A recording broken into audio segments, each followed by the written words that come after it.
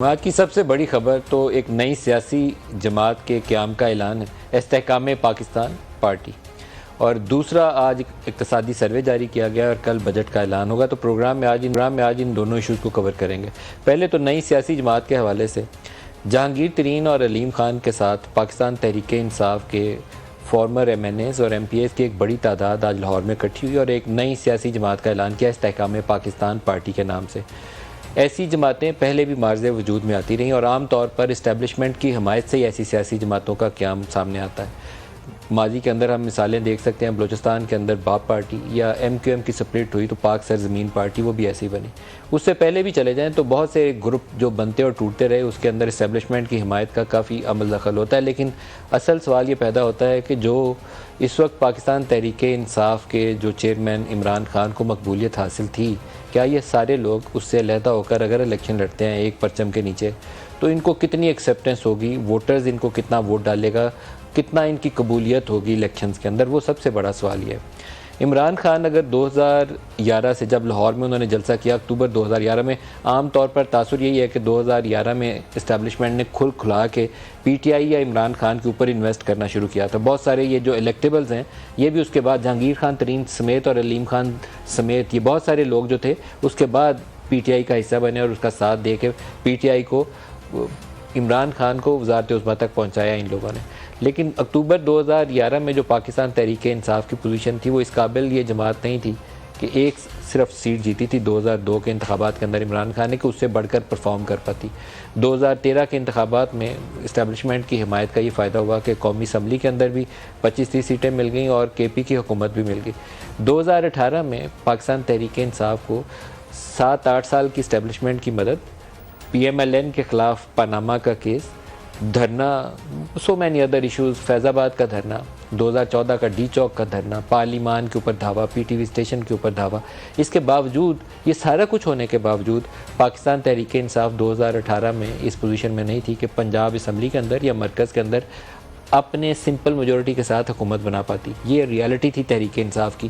اس کے لیے دوبارہ اسٹیبلشمنٹ کو، جو انڈیپینڈنٹس تھے، ان کو توڑ کے جہانگیر ترین کے جہاز میں بھر کے بنی گالا پہنچانا پڑا تاکہ پنجاب کے اندر بھی ان کی حکومت بن جائے اور مرکز کے اندر بھی ان کی حکومت بن جائے۔ اس کے اندر پاکستان مسلم لیگ نواز کی بہت ہی کمزور جو سیاست تھی اس کا بھی دخل تھا۔ الیکشن انہوں نے ٹھیک لڑا، نواز شریف نے واپس آ کر اور مریم نے آ کے جیل جا کے اپنے انتخابات میں جان ڈالی، ان کے لوگ کھڑے ہوئے اور سیٹیں جیتی انہوں نے۔ جو وہ 35 پنکچر کی کہانی 2013 میں تھی، 18 میں بھی ووٹ ریجیکٹڈ والی ایک سائنس ہے، ہمارے کچھ لوگ اسٹیبلشمنٹ کو اس فارمولا کو بڑے اچھے سے امپلیمنٹ کرتے ہیں۔ وہ ڈبل سٹیمپنگ ہوتی ہے، ووٹ ریجیکٹ ہو جاتا ہے، 2-3 ہزار کا مارجن ہو تو اس میں نکل جاتا ہے۔ 2013 میں بھی یہی فارمولا تھا جسے عمران خان 35 پنچر کہتے تھے۔ 2018 میں ان کی اپنی حکومت میں بھی سیم فارمولا نے پی ٹی آئی کو ہیلپ آؤٹ کیا تھا۔ لیکن اب سوال یہ ہے کہ وہ بندے تو توڑ کے ان کو دے دیے۔ شہباز شریف کی میں سیاست کا یہاں دخل کرنے لگا ہوں، ذکر کرنے لگا ہوں کہ شہباز شریف کو آخری لمحے تک 2018 میں یہ آس تھی، ان کو دلاسا دلایا گیا تھا کہ آپ کو حکومت میں حصہ مل جائے گا، مرکز میں نہیں تو پنجاب کی حکومت مل جائے گی۔ تو اس آس کے اوپر وہ اسٹیبلشمنٹ کو ویسے ہی ٹیک آن نہیں کرتے، لیکن وہ جڑے رہے اسٹیبلشمنٹ کے ساتھ۔ جب نواز شریف کی واپسی ہوئی، لاہور ایئرپورٹ کے اوپر ان کو گرفتار کیا گیا تو یہ مال روڈ سے ریلی نکال کے واپس چلے گئے تھے، ایئرپورٹ پہ نہیں تھے گئے کیونکہ انڈرسٹینڈنگ یہی تھی کہ اس سے زیادہ شو آف پاور نہیں کیا جائے گا۔ بہرحال پی ٹی آئی کی حکومت قائم ہوگی۔ پی ٹی آئی کا وہ جو لو افیئر تھا اسٹیبلشمنٹ کے ساتھ وہ اس وقت ٹوٹا جب نئے آئی ایس آئی چیف کی تعیناتی کے اوپر جنرل باجوہ کے ساتھ کھلا کے ان کا تناؤ شروع ہوتا ہے اور آمنے سامنے کی کیفیت پیدا ہو گئی، اور اسی جنرل باجوہ کو، جس کو کہتے تھے کہ بہت رکھ رکھاؤ والے ہیں، نہیں تو یہ نون لیگ اور باقی لوگوں کو تو وہ چھوڑتے نہ، وہ بہت جمہوریت پسند ہے، اسی جنرل باجوہ کو عمران خان نے میر جعفر اور میر صادق کے القابات سے پکارنا شروع کر دیا۔ بہرحال اس کا انجام ہمارے سامنے ہے۔ 9 اپریل 2022 کو ان کے خلاف نو کانفیڈنس ہوتا ہے اور پی ڈی ایم کی حکومت بن جاتی ہے۔ اب یہ جن لوگوں نے استحکام پاکستان پارٹی بنائی ہے یہ زیادہ تر الیکٹیبلز ہیں، یہ اپنے حلقے جیت سکتے ہیں۔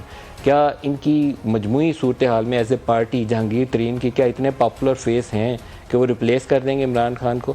میرا خیال تو اس میں نفی ہے، اور یہی پوزیشن باقی لوگوں کے لیے ہے۔ وہ اپنے حلقوں میں تگڑے ہوں گے مضبوط ووٹ بینک ان کا اپنی کانسٹیٹوئنسی کے اندر موجود ہوگا, اچھے منتظم بھی ہوں گے, لیکن اوور آل پارٹی کے طور پر اگر نیشنل لیول کے اوپر ان کی پرفارمنس ہے تو اس کے اندر شاید انہیں ابھی بہت زیادہ اور لوگوں کی ضرورت پڑے, کے پی کے اندر ہو سکتا ہے, سندھ کے اندر, اور ہو سکتا ہے بلوچستان کے اندر, جس سے کچھ سائزیبل نمبر ان کا قومی اسمبلی میں بن جائے, اور اسی طریقے سے پنجاب اسمبلی کے اندر بھی بن جائے, جس سے وہ کسی ایک اور پارٹی کو ساتھ ملا کے کولیشن گورنمنٹ بنا سکیں. ادروائز اپنے بلبوتے کے اوپر وہ پی ٹی آئی کو شاید ریپلیس نہ کر پائیں.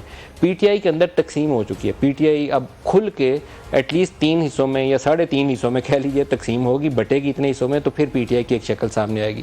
موجودہ پی ٹی آئی اس شکل میں برقرار نہیں رہ پائے گی. عمران خان جتنے بھی پاپولر ہوں گے ان کے نیچے سے پارٹی کھسک چکی ہے, اور جب وہ انتخابی عمل میں اتریں گے, ابھی یہ بھی یقین نہیں ہے انہیں اور ان کی جماعت میں جو باقی لوگ رہ گئے ہیں کہ کیا عمران خان تب تک اہلیت کے حامل ہوں گے یا نااہل ہو چکے ہوں گے, جیسے گزشتہ انتخابات میں نواز شریف کو نااہل کیا گیا تھا. جہانگیر ترین بھی اسی نااہلی 621F کے نیچے, وہ بھی لائف ٹائم ڈسکوالیفیکیشن فیس کر رہے ہیں, اس لیے وہ پارٹی کے چیئرمین یا پریزیڈنٹ فی الحال نہیں بن سکتے. ممکنہ طور پر علیم خان یا کسی اور کے پارٹی کا وہ ہیڈ انہیں بنانا پڑے گا, چیئرمین یا صدر جو بھی وہ ٹائٹل رکھیں گے. تو عمران خان کا اپنا مستقبل اس کے اوپر ابھی سوالیہ نشان ہے. اگر 9 مئی کے جو کل کا بیان تھا آئی ایس پی آر کا, اس کو ہم سامنے رکھیں تو لگتا یہ ہے کہ نرمی نہیں کسی کے ساتھ بھی ہونے والی, بڑا سختی کے ساتھ قانون کے ایک دائرہ کار کے اندر سب لوگوں کو ایک سزا کے عمل سے گزرنا پڑے گا, اور وہ ڈنڈا جو ہے وہ کئی اور لوگوں کے سر پر ابھی پڑ سکتا ہے. اس لیے ابھی پی ٹی آئی جو موجودہ ہے اس کا مستقبل ابھی تاریک نظر آتا ہے, کھلا روشن مستقبل نہیں ہے اس کے سامنے.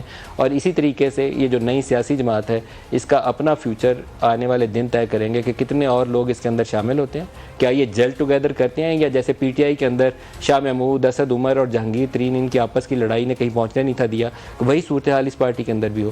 یہ ابھی کچھ سوالات ہیں.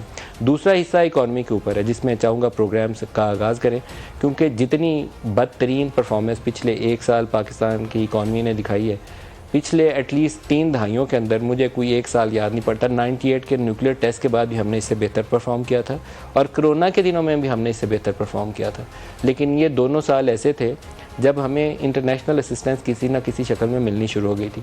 98 کے نیوکلیئر ٹیسٹ کے بعد پابندیاں لگی تھیں, لیکن سعودی عرب نے بڑی فراخ دلی کے ساتھ ہمیں ادھار تیل دے دیا, جس سے ہم اس مشکل سے نکل گئے.